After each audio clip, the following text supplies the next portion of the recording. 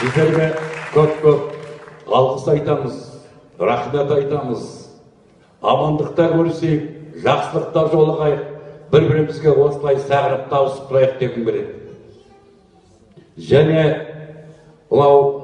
мэрдің орынбасары Атырау мырзаға осы исі қазақтың атынан, Атырау театрының атынан, ұжымның атынан bir şapan жабайын деп тұрмын. Evet. Hepinize çok teşekkür ediyoruz. Hepinize teşekkür ediyoruz.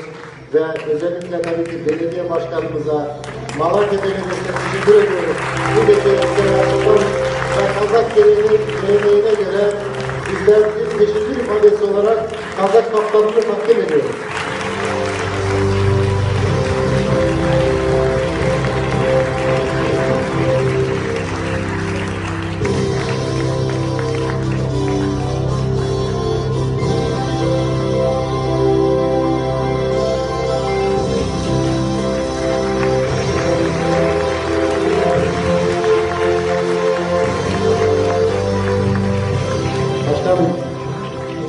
Başkanım, inşallah bundan sonra yenge hanıma ben Kazak erkeği oldum diyeceksiniz.